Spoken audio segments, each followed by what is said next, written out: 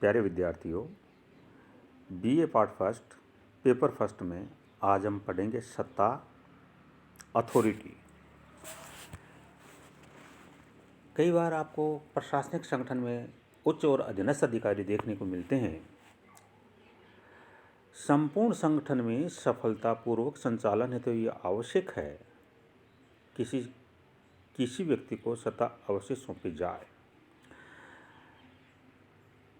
बड़े संगठन में यह संभव नहीं होता कि एक ही व्यक्ति अनेक लोगों पर प्रभावी नियंत्रण रख सके। यही कारण है कि सत्ता का प्रत्यायोजन संगठन के अनेक स्तरों पर भी किया जाता है। सत्ता का अर्थ एवं परिभाषा। प्रशासनिक संगठन में अन्य व्यक्ति या व्यक्तियों से कर्तव्य पालन करवाने की शक्ति या सत्ता को अधिकार को सत्ता कहा जाता है। यानी प्रशासनिक संगठन में अन्य व्यक्ति या व्यक्तियों से कर्तव्य पालन करवाने की शक्ति या अधिकार को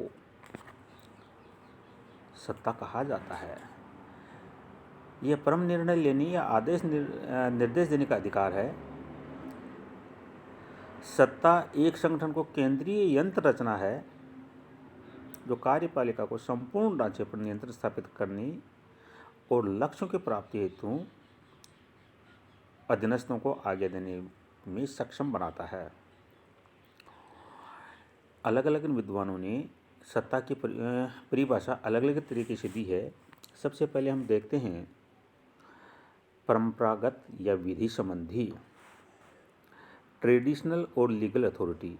इस विचारधारा के अनुयायियों की मान्यता है कि संविधान या कानून और नियमों द्वारा किसी व्यक्ति या व्यक्तियों को निर्णय लेने और उन निर्णयों को क्रियान्वित करने के लिए अपने अधीनस्थों को सुपुर्द करने की सत्ता सौंपता है।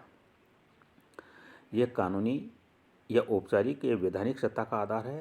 परंपरावादी विचारकों के अनुसार जिन व्यक्तियों के हाथ में सत्ता रहती है वे कानूनी रूप से आज्ञा पालन करवाने की मांग के अधिकारी होते हैं और जिन्हें आज्ञाएं दी जाती हैं उनका कर्तव्य है कि वे उन प्राप्त आदेशों का पालन करें। दूसरे शब्दों में हम कह सकते हैं प्रत्येक संगठन के उच्च अधिकारी अपने अधीनस्थ अधिकारी या कर्मचारी को आदेश देने का अधिकारी होता है और अधीनस्थों को यह कर्तव्य माना जाता है कि वे उन समस्त आदेशों का क्रियान्वयन करें। इस दृष्टिकोण के समर्थकों का यह मानना है कि सत्ता का क्षेत्राधिकार और सत्ता की सीमा संविधान या कानून या विधि द्वारा निर्धारित रहती है। इसे सत्ता की परंपरागत या विधि या कानूनी विचारधारा के नाम से संबोधित किया जाता है। दूसरी है स्थिति, सिचुएशनल। कुछ लोगों का मानना है कि सत्ता संगठन में प्राय पद या स्थिति से जुड़े होने के कारण स्थिति या पद से पहचानी जाती है। कोई भी व्यक्ति संगठन में पद सोपान में अपनी स्थिति के कारण ही सत्ता प्राप्त करता है। स्थिति को महत्वपूर्ण मानने वाले लोगों का विचार है कि केवल कानून ही किसी व्यक्ति को सत्ता प्रदान नहीं करता, संगठन में उसका पद ही भी स्वतः ही उसको सत्ता प्रदान करता है। तीसरा है कार्यात्मक, फंक्शनल। कार्यात्मक दृष्टिकोण के अनुसार सत्ता पर किसी का एकाधिकार नहीं होता। इसके अनुसार सत्ता केवल किए जाने वाले किसी विशिष्ट कार्य में ही निहित होती है। सत्ता सदैव ही कार्य से संबंधित होती है और कार्य के साथ ठहराती है। और चौथा पक्ष है व्यवहारवादी, बिहेवियरल। कानूनी और स्थिति वाले विचार सत्ता की सही तस्वीर प्रस्तुत नहीं करते। दोनों दृष्टिकोण इस पक्ष को पूर्णतः अनदेखी करते हैं कि प्रशासनिक संगठन मानव समूह का ही नाम है। कार्यरत मनुष्य के अनौपचारिक संबंधों के प्रभाव के कारण प्रभावी अथवा औपचारिक संबंधों में भी संशोधन हो जाता है। कहने का अभिप्राय है कि प्रशासनिक संगठन में कानूनी या औपचारिक सत्ता का प्रयोग मानवीय संबंधों पर निर्भर करता है। अब आता है एकीकृत विचारधारा। एकीकृत विचारधारा में ऊपर वर्णित चारों विचारधाराओं यथा परंपरागत, स्थिति, कार्यात्मक और व्यवहारवादी सम्मिलित हैं। फेयोल और कुछ अन्य विचारक इसके सम्मिश्रण में विश्वास करते हैं। फेयुएल के अनुसार सत्ता आदेश देने का अधिकार तथा आज्ञा पालन कराने की शक्ति का नाम है। किसी भी संगठन किसी भी प्रबंधक की पद से प्राप्त होने वाली सरकारी सत्ता तथा उस व्यक्तिगत सत्ता के मध्य भेद अवश्य किया जाना चाहिए जो बुद्धिमत्ता, अनुभव, नैतिकता, गुण, नेतृत्व की योग्यता, पिछली सेवाओं आदि से युक्त होती है। व्यक्तिगत सत्ता सरकारी सत्ता की अनिवार्य पूरक है। हेनरी फेयुएल के अनुसार सत्ता के लिए आदेश प्रसारित करने का अधिकार और शक्ति है।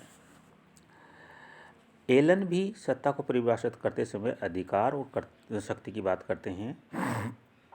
उनके अनुसार सत्ता प्रत्यायोजित कार्य को संपन्न करवाना संभव बनाने के लिए शक्ति और अधिकार सौंपना है। निष्कर्ष में ये कहा जा सकता है कि सत्ता से अभिप्राय किसी प्रशासनिक संगठन में निर्णय लेने की शक्ति, उन निर्णयों के कुशल क्रियान्वयन के लिए अधीनस्थों को आदेश निर्देश देने का अधिकार और अधीनस्थों के क्रियाकलापों को प्रभावित करने के तरीके से है। अधीनस्थ कर्मचारी व अधिकारी किस सीमा तक उस सत्ता को स्वीकार करते हैं और उसके अनुसार आचरण करते हैं, यह उच्च अधिकारी के व्यक्तित्व, सूझबूझ और योग्यता पर निर्भर करता है। समझदार उच्चाधिकारी सदैव अपने अधीनस्थों को अपने साथ लेकर चलते हैं, अर्थात वे सर्वदा अपने अधीनस्थों को अपने आदेश स्वीकार कराने के लिए प्रेरित करते रहते हैं। अब आता सत्ता का स्रोत क्या है। देश का संविधान या विधि। देश का संविधान या कानून किसी व्यक्ति या व्यक्तियों के निर्णय लेने, अन्य लोगों द्वारा उस अनुरूप कार्य को करवाने की सत्ता प्रदान करते हैं। इस कानूनी या औपचारिक सत्ता द्वारा सत्ताधारी का क्षेत्र, उसकी सीमा का उल्लेख रहता है और सत्ता द्वारा प्रभावित लोगों को उसे स्वीकार करना बाध्यकारी होता है। सत्ता के आदेशों का उल्लंघन करने वाले को कानून के तहत सजा भी दी जा सकती है। व्यक्ति की स्थिति की भी सत्ता के स्रोत को प्रभावित करती है। किसी व्यक्ति की स्थिति या ओहदा बहुत महत्वपूर्ण होता है। सोपानात्मक संगठन में सर्वोच्च पदाधिकारी को उसके उच्च पद के कारण उसे सत्ता प्राप्त होती है, जिसके सर्वोच्च अधिकारी का ओहदा अन्य लोगों को उसके आदेश स्वीकार करने को मजबूर करता है। ऐसी स्थिति में चाहे सत्ता कानूनी रूप से प्राप्त नहीं हो, वह अपने पद के कारण अन्य कार्मिकों से अपने आदेश मनवाने के लिए बातचीत करता है। अनौपचारिक सत्ता। सर्वाधिक महत्वपूर्ण स्रोत अनौपचारिक संगठन है। यह सत्ता किसी व्यक्ति को प्रशासनिक संगठन में कार्यरत कर्मचारियों के द्वारा प्राप्त होती है। इसके अंतर्गत विधि या संविधान या व्यक्ति की संगठन में औपचारिक स्थिति के बजाय श्रमिकों के मध्य आपसी मानवीय संबंध सर्वाधिक महत्वपूर्ण होते हैं। सत्ता या आज्ञा पालन के आधार क्या हैं। सबसे पहले है विश्वास की सत्ता। प्रशासनिक संगठन में कुछ अधिकारी व कर्मचारी अपने अतीत के क्रियाकलापों, प्रशासनिक अनुभव, निर्णय का कौशल, तकनीकी ज्ञान आदि के कारण अन्य कर्मचारियों में अपने प्रति इतना विश्वास जमा लेते हैं कि वे समस्त कर्मचारियों उनके आदेशों को स्वीकार करने लग जाते हैं। विश्वास की सत्ता कर्मचारियों के दिन प्रतिदिन जीवन का अंग बन जाती है। मैक्स वेबर के अनुसार कोई अधिकारी अपने करिश्मे द्वारा अपने अनुयायियों को इतना चमत्कृत कर देते हैं कि वे अनुयायी उनमें अंधविश्वास करने लग जाते हैं। दूसरा पॉइंट है एकरूपता की सत्ता, अथॉरिटी ऑफ यूनिफॉर्मिटी। यह मानव के स्वाभाविक प्रकृति है कि वह ऐसे लोगों की राय, निर्णय, सुझाव आदि को महत्व देता है जो उससे कुछ एकरूपता रखते हैं। जो लोग उसके संगठन, क्लब, जाति, धर्म आदि के ही सदस्य हैं या उनके राजनीतिक विचार आदि से मेल खाते हैं, तो उसमें उस व्यक्ति का विश्वास जागृत हो जाता है। अतः एकरूपता और सत्ता का घनिष्ठ संबंध है। बाहर के लोगों की तुलना में अपने संगठन के लोगों के निर्णय अधिक आसानी से स्वीकार कर लिए जाते हैं, क्योंकि अपने संगठन के लोगों में एकरूपता रहती है। किसी संगठन में अपनी राय मनवाने के उद्देश्य से उस संगठन के किसी व्यक्ति से ही ये बात कहलवाना उचित नहीं समझा जाता है। दूसरा पॉइंट है दबावों की सत्ता। प्रशासनिक संगठन में किसी व्यक्ति के निर्णय, सुझावों और आदेशों की स्वीकारोक्ति के पीछे विभिन्न प्रकार के दबाव भी होते हैं, जिनके कारण कर्मचारीगण उन्हें स्वीकार करने को मजबूर होते हैं। वे दबाव सकारात्मक, नकारात्मक दोनों प्रकृति के हो सकते हैं। किसी आदेश के पालन करने पर पुरस्कार का प्रलोभन, आदेश की पालना न करने पर दंड का भय व्यक्ति आदेश के पालन कराने को प्रेरित होता है। कुछ विद्वानों के अनुसार उच्चाधिकारी का चिरपरिचित हथियार दबाव ही होता है। उच्चाधिकारी की यह योग्यता जो अधीनस्थों के कार्यों के साथ अच्छे या बुरे परिणामों के साथ संलग्न कर देती है, उसी को दबाव कहा जाता है। नेक्स्ट पॉइंट है सामाजिक। इस दबाव में क्या क्या दबाव आता है? सामाजिक दबाव, सोशल प्रेशर। प्रत्येक देश में या वहाँ की सामाजिक परंपराओं और वहाँ के सामाजिक पर्यावरण द्वारा प्राय निश्चित रहता है कि संगठन में अधीनस्थगण उच्च अधिकारियों से कैसा व्यवहार करेंगे। उच्च अधिकारियों के आदेशों के प्रति अधीनस्थ का क्या व्यवहार होना चाहिए, यह प्राय समस्त संस्कृतियों और समाज में निर्धारित पाया जाता है।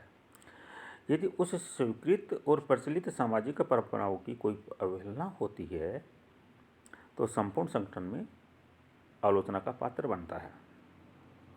इस प्रकार प्रशासनिक संगठन में सर्वाधिक महत्वपूर्ण दबाव किसी कार्मिक पर होता है तो वह सामाजिक दबाव का ही होता है।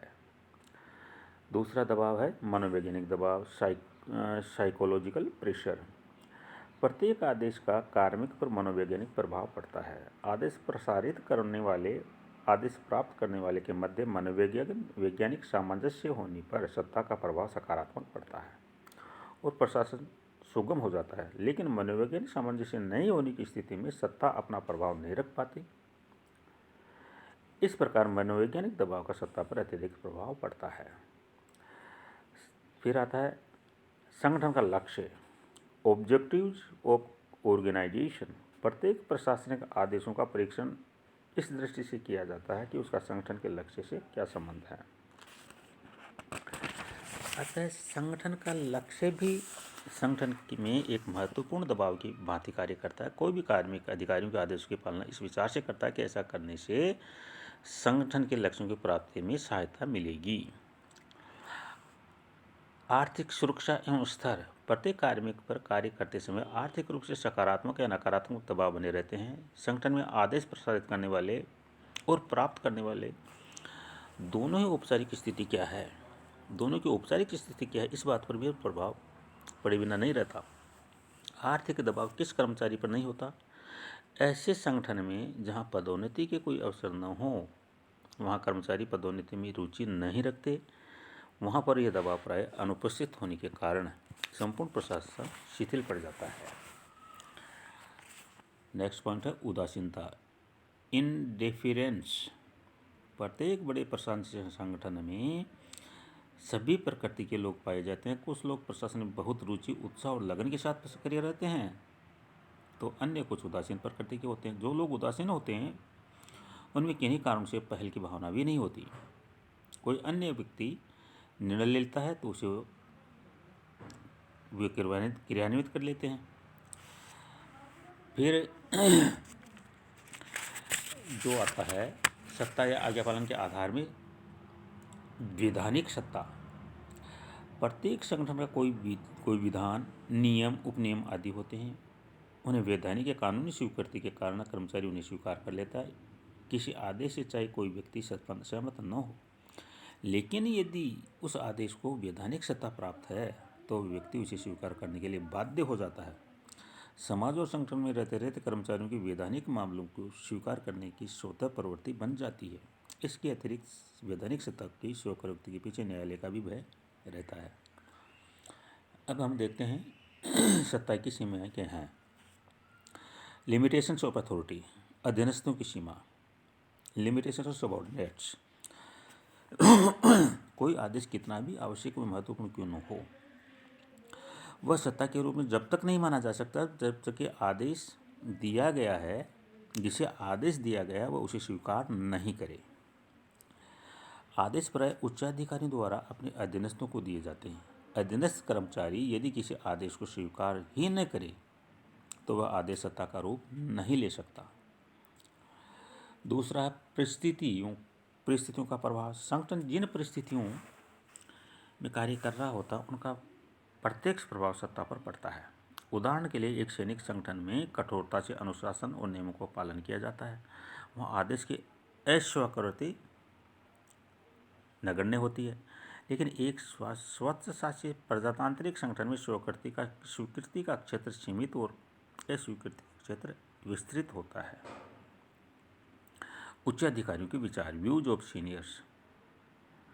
प्रशासन में उच्च अधिकारियों के स्वयं के विचारों और सोचने के तरीकों पर सत्ता पर प्रभाव पड़ता है। आधुनिक प्रशासनिक शोध में यह प्रमाणित कर दिया कि सत्ता की तुलना में अन्य प्रभावों से अपने अधीनस्थों द्वारा कार्य करवाने के अनेक लाभ हैं, क्योंकि सत्ता का प्रयोग बार बार करने से उसकी प्रभावशीलता कम हो जाती है। जो उच्च अधिकारी इस बात में विश्वास रखते हैं वे सत्ता पर स्वयं अंकुश लगाए रखते हैं और अधीनस्थों को अधिकतर अन्य तरीकों से प्रेरित प्रभावित करते हैं।